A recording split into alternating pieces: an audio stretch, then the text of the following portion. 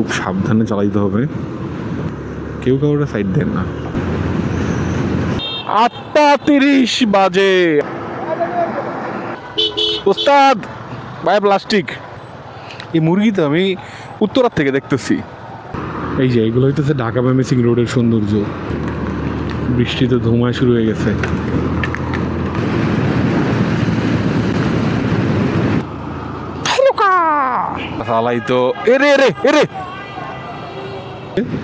এখন বৃষ্টির শেষের দিকে আমরা ঢুকতেছি এই জায়গাটায়। তোমারও দেখা যায়।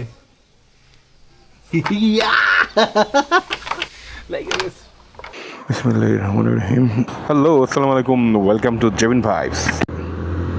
তো নতুন একটা ভিডিওতে আপনাদের সবাইকে স্বাগতম।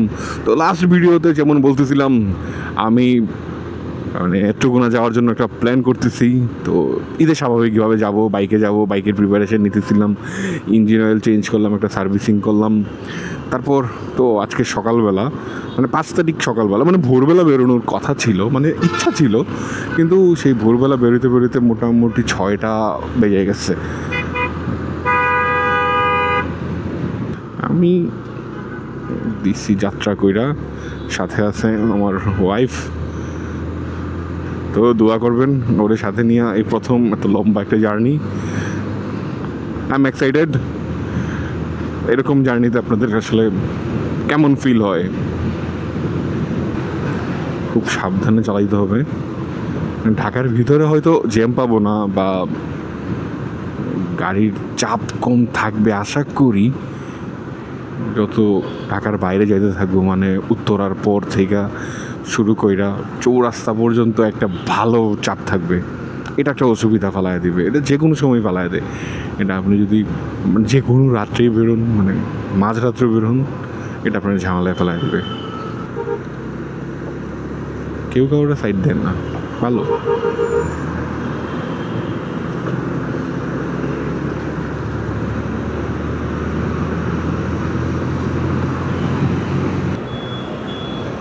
মানুষ যাওয়ার জন্য রেডি।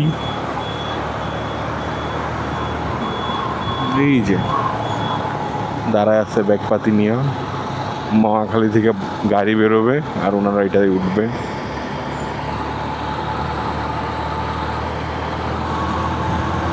তো এই কন্ডিশনটা আমি একটু বেশি খারাপ অবস্থা পাবো টঙ্গীর দিকে।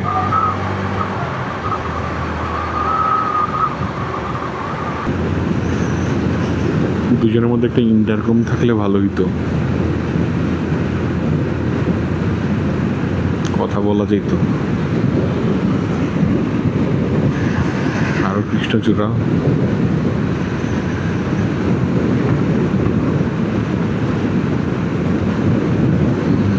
সকালটা অনেক সুন্দর। এই টানা কয়েকদিন সকালে হয়েছে বৃষ্টি, আজকে বৃষ্টি নাই, সুন্দর সকাল।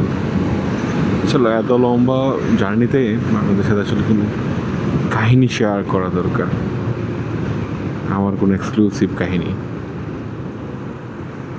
আপনাদের সাথে হয়তো আরও ভালো একটা বন্ডিং হইতো তখন।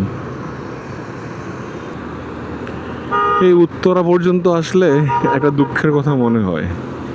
মানে এরকম এক কুরবানি ঈদের ছুটিতে পলিন ভাই আসছে সিঙ্গাপুর থেকে, পলিন ভাই, ভাবি, পরে আমি, সবাই একটা গাড়ি নিয়েছিলাম। তো গাড়ি নেওয়ার পর রাত্রে 1টার দিকে রওনা দিয়েছিলাম, হয়তো 1টা বা 2টা এরকম টাইমে, যত খুব রাত্রে পৌঁছা যায়। তো তখন এমন এক অবস্থা হয়েছে যে গাড়িতে ওঠার পরে থেকে দেখি গাড়ির কন্ডিশন মানে সেই রকম একটা ভালো না। মানে ড্রাইভারটারও মনে হতেছিল নতুন, আমরাও একটু ভয় পাইতেছিলাম। এই পর্যন্ত আসার পরে মানে এই ফুট ওভার ব্রিজটার মানে কাছে আসার পরে গাড়ি বন্ধ হয়ে গেছে। মানে বন্ধ হয়ে গেছে, তো বন্ধ হয়ে যাইতেই পারে কোনো একটা কারণে। লোকটা ঠিক করার চেষ্টা করতেছে, ওর গাড়ির যে মালিক বা যে গাড়ির মেকানিক, ওনারা ফোন দিয়ে আনাইলো। তো এই গলিটাতেই মনে হয় সারা রাত দাঁড়ায় আসছিলাম আমরা, মানে সারাটা রাত চেষ্টা করলো, গাড়ি আর ঠিক করতে পারি নাই। তো শেষ পর্যন্ত পলিন ভাই বাধ্য হয়ে আর একটা কার রেডি করতে দিচ্ছে। এখন সমস্যা বাড়ছে আরেকটা, তখন আর বড় গাড়ি পাওয়া যেতেছিল না তখন, হয়তো ওই যে একটা হায়েস্ট ছিল এটা, তা হায়েস্টে তো সবার জায়গা হইতেছিল। এখন বলেন বা এয়ারপোর্টে গিয়ে খুঁজতে খুঁজতে কোনো গাড়ি পায় না, সব প্রাইভেট কার। এখন সে আমার নিয়ে টেনশানে পড়ছে যে তোরে কেমনে নিব। আমি বলছি, আমার নিয়ে টেনশন করো না, তোমরা রওনা দাও, আমি একটা ব্যবস্থা করেই নিব। তো ওদের গাড়ি আসতে আসতে আমি বের হয়ে গেছি, আমি একটা ব্যবস্থা করি। আমার মাথায় আসতেছিল যদি মহাখালী যাই গাড়ি পাইতেও পারি, নাও পাইতে পারি, কিন্তু যদি স্টেশনে যাই, ট্রেন তো ময়মনসিংহের একটা আছেই, বা জামালপুরের একটা ট্রেন 8টার দিকে একটা থাকার কথা ছিল। তা আমি ওই চিন্তা করে চলে গেছি বিমানবন্দর স্টেশন। তো এত পরিমাণে মানুষ ছিল তখন,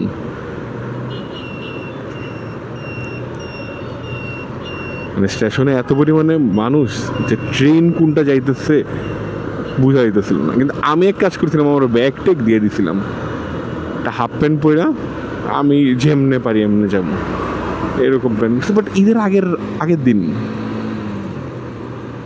মানে সবারই তো যেরকম তারা থাকে, আমাদেরও সেম। তো কী করলাম, আমি শুনলাম যে ময়মনসিংহের একটা ট্রেন আসতেছে। স্বাভাবিকভাবে ভিতরে জায়গা পাওয়ার কথা না, তো কয়েকটা লোকের হেল্প নিয়ে উঠে গেছিলাম ছাদে।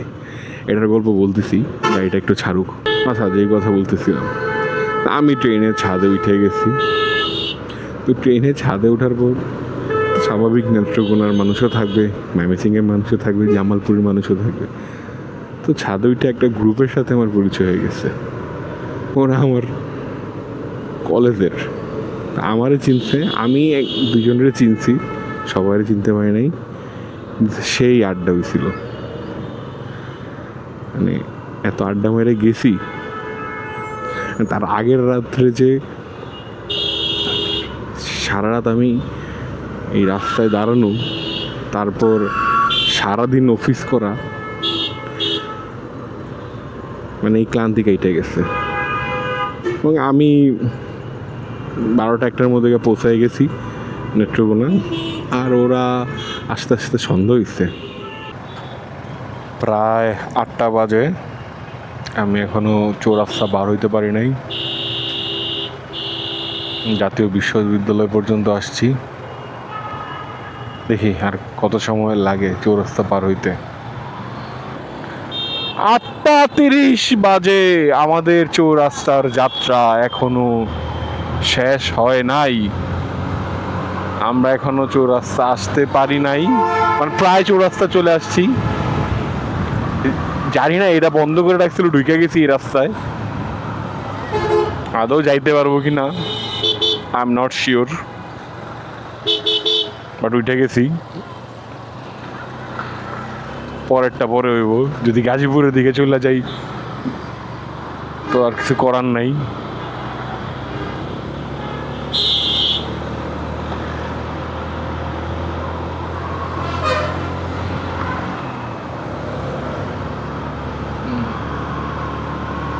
এটা মনে হয় গাজীপুরের দিকেই যায়, সর্বনাশ। এই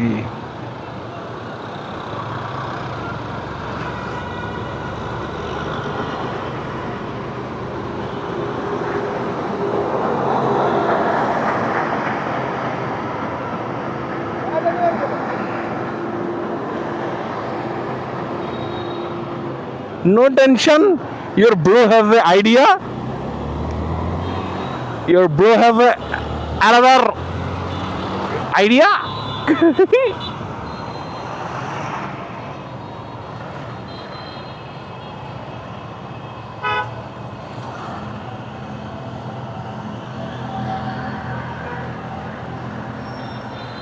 একটু দেন।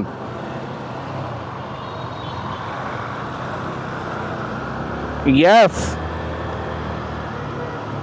সরি 2 নম্বর রাস্তা ব্যবহার করার জন্য। জ্যামের ঠেলায় আমার মাথাটা নষ্ট হয়ে গেছিল। বেটারে বুঝাইছিলাম যে ভাই আমার সাথে আসেন, ভাবছিলাম সকালে রাস্তা খালি থাকবো, এক দৌড়তে বাসায় যামুগা। ওস্তাদ ভাই প্লাস্টিক এই মুরগি তো আমি উত্তরার থেকে দেখতেছি।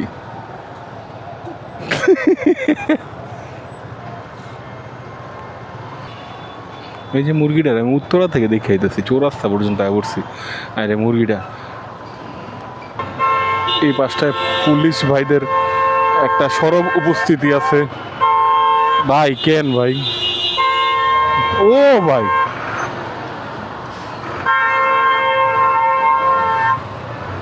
টানেন ভাই, যাই আমরা, আপনার মুরগিটাও যাক।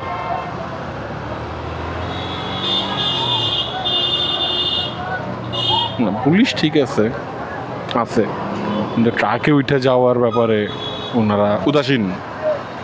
কিন্তু বাইকে হেলমেট ছাড়া গেলে that's not fair, that's not fair, you must pay fine. পুরা রাস্তা জ্যাম লাগে আছে, গরম, এই উইন্ড ব্রেকার লাগিয়ে রাখছি, ভিতরে ঘামতেছি, হেলমেট টেলমেট পরা অবস্থা, মানে বাইকের এই জ্যামে বসে থাকলেই কষ্ট। আর যে এখন রিল্যাক্স, একটু গাড়ি ঘোড়া দেখে চালাইলে অসুবিধা হয় না ইনশাল্লাহ। বড় গাড়ির চাপ দেওয়া বলতে অনেকে বলে না, বড় গাড়ির চাপ দেয়, আসলে একটু ভালো ডিস্টেন্স মেনটেন করে চলতে পারলে হচ্ছে। এই গাড়িটা সামনে হয়তো লুক নেওয়ার জন্য দাঁড়াইতে পারে, এই জিনিসটা আমার খেয়াল রাখতে হবে। ওদের তো ইন্টেনশনই থাকে যত বেশি লুক নেওয়া যায়, তো এই জন্য এইগুলার আসলে চিন্তা থাকে একটাই, রাস্তা থেকে কেমনে লুক নেওয়া যায়। এখন তো এই পাশ থেকে যদি একজন বলে হাত তুলে, সাথে সাথে ওরা দাঁড়ায় যাবে, মানে সাথে সাথে একটা চাপ দিয়ে দিবে, তো এটা একটা অসুবিধা। তো এই জিনিসগুলো একটু খেয়াল রাখতে হবে যে হ্যাঁ সামনে বাজার আছে বা কিছু লোক দাঁড়ায় আছে, লোক নিতে পারে, তো সেই জায়গাটায় একটু ডিস্টেন্স মেনটেন করে বা একটু সেন্স খাটায়। আসলে ড্রাইভিং তো পুরোপুরি সেন্সের উপরে ডিপেন্ড করে, তো সেন্স খাটায় নিলে এই বড়ো গাড়ির চাপগুলো আসলে ফেস করা যায় না, মানে ফেস করা লাগে না। কপালের ঘাম চোখে পড়তেছে এখন, চোখ লবণাক্ত পানি পেলে চুলকায় বা কেমন পিরপির করে, এই জিনিসটা করতেছে। তো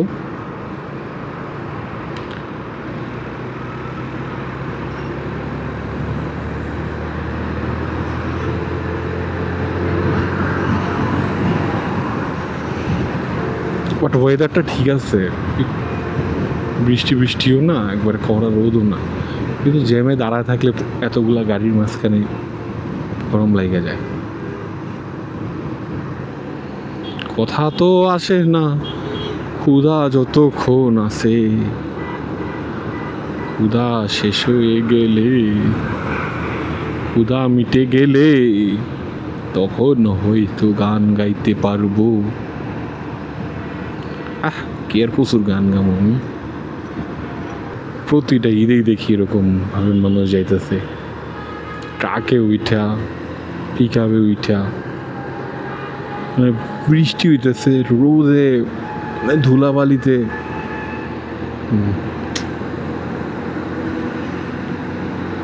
আসলে আমি পরিবহন ব্যবস্থা হোক আর ট্রেনে যাতায়াত ব্যবস্থা হোক, এগুলো নিয়ে যদি মানুষ স্যাটিসফাইড থাকতো, এরকম লাইফ রিস্ক নিয়ে তো কেউ যাইতো না।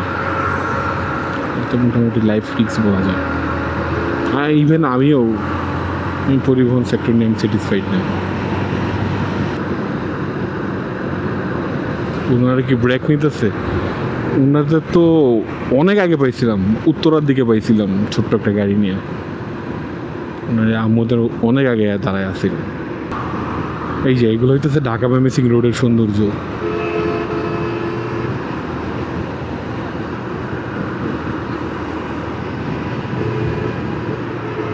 উপর থেকে একটা শট নিতে পারলে আরো ভালো হইতো।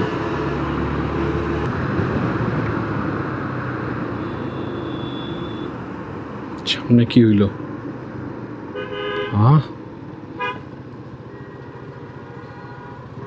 রাস্তায় কি হইল?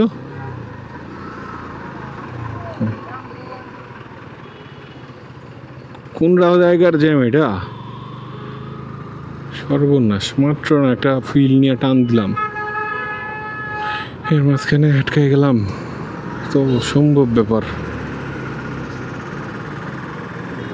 আজকে দুপুরের আগে ভাবছিলাম পৌঁছাতে পারবো কিনা, এখন দেখি সন্ধ্যা রাত হইতে পারে এমনি যদি জায়গায় জায়গায় আটকানো লাগে।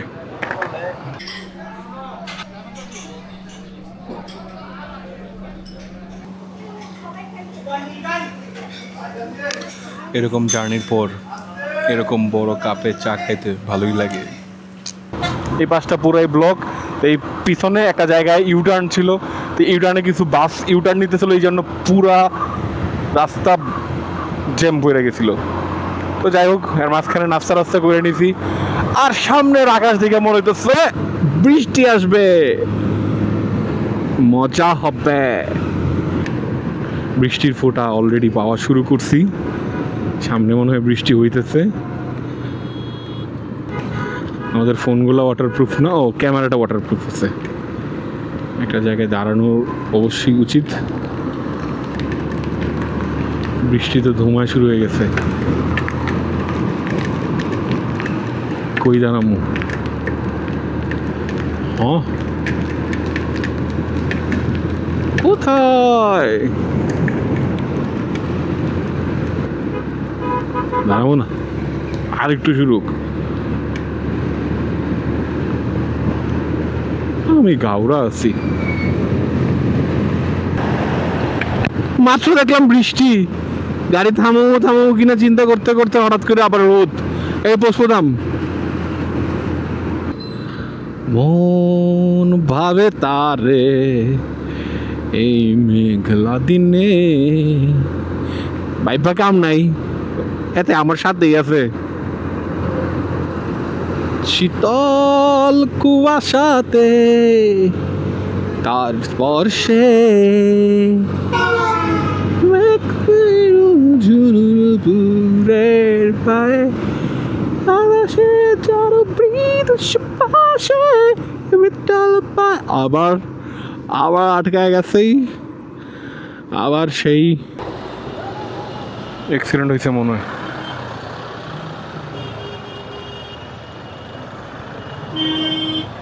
শিট,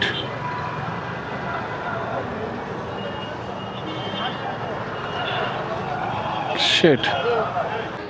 জৈনা বাজারে আরেকবার একটু থামলাম, আখের রসটা দেখে আখের রস খাইতে ইচ্ছা করতেছে, আফসানার মনে অন্য কিছু খাইতে ইচ্ছা করতেছে। কি খাবা ভাই? দুইটা লাগবো বরফ, বরফ সারা 2 গ্লাস দিয়েন, গ্লাসগুলো একটু ধুয়ে দিয়েন।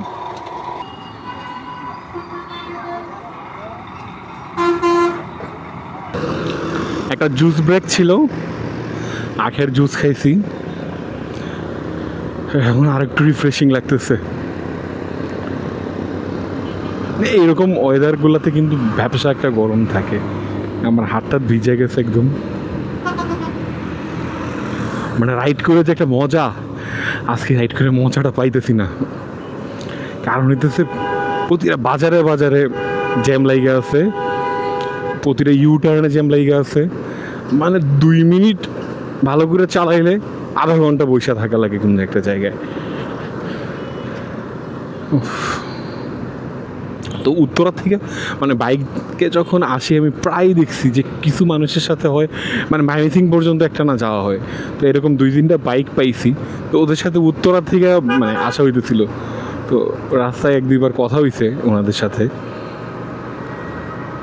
ব্যাপারটা কিন্তু মজা, হঠাৎ করেই রাস্তায় দেখা হয়ে গেল, একসাথে চলতে চলতে ওনারাও জিজ্ঞেস করতেছে, ভাই আপনারা আমাদের আগে না ছিলেন, আবার পিছে চলে আসলেন কেমনে?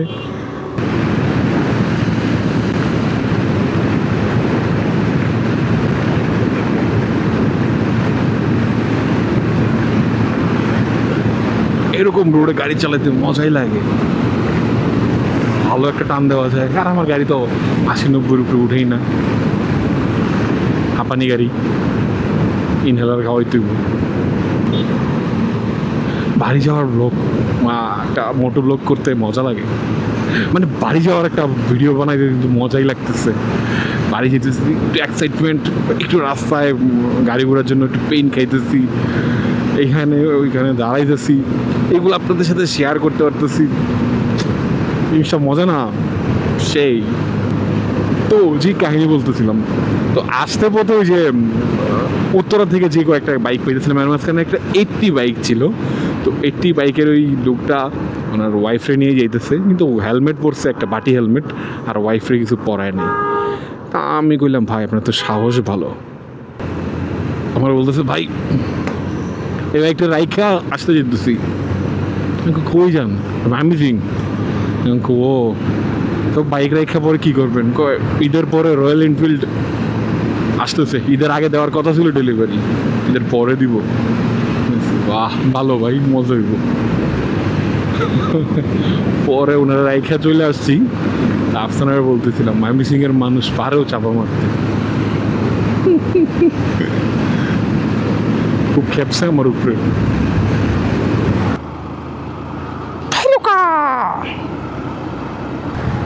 ভালুকায় এই মাথা থেকে ওই মাথা পর্যন্ত জ্যাম থাকার কথা ছিল, কিন্তু ঘটনা কি ভালুকায় দেখি জ্যাম নাই।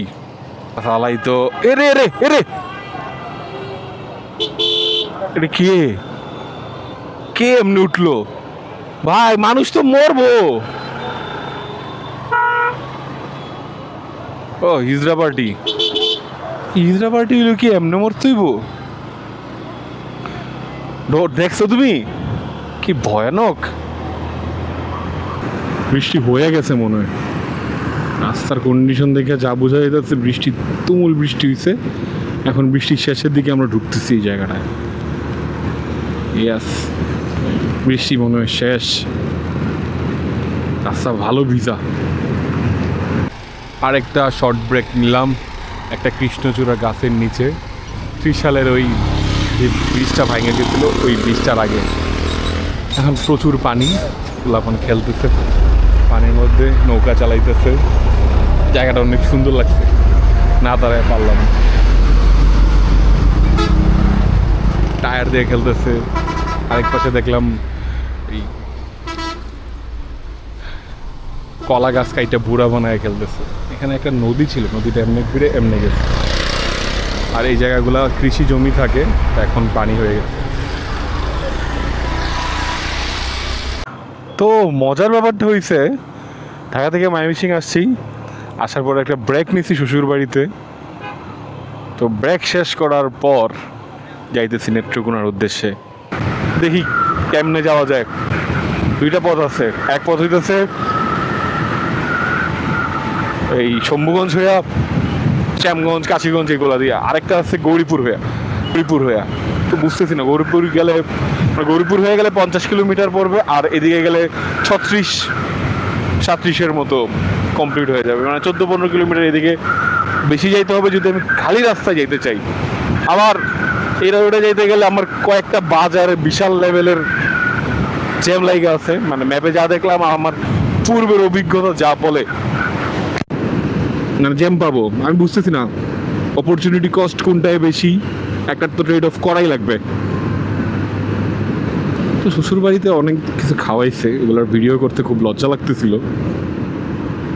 আপনাদের সাথে শেয়ার করলে হয়তো ভালো লাগতো, মজা পাইতেন।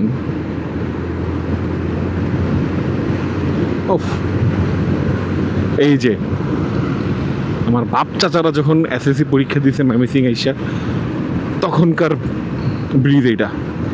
তখন থেকে 2024-এর আগস্ট পর্যন্ত টোল তোলা হয়েছে।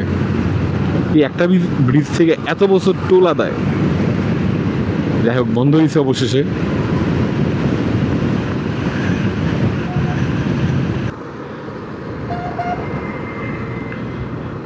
ওকে,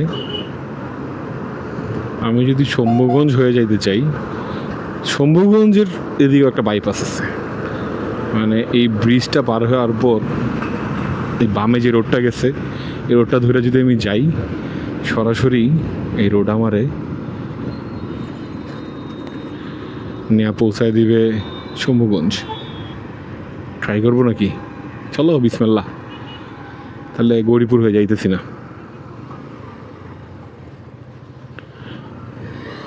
তারপরে সব রাস্তা শেষ কইরা শ্যামগঞ্জ পার হয়ে যাইতেছি নেত্রকোনার দিকে।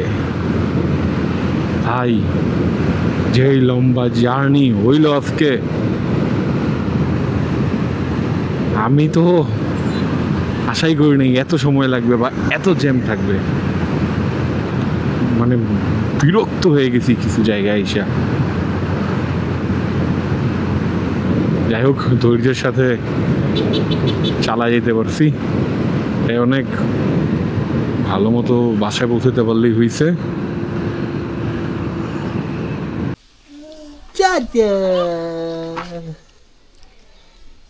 চালাও, তোমারও দেখা যায়। লাগে গেছে।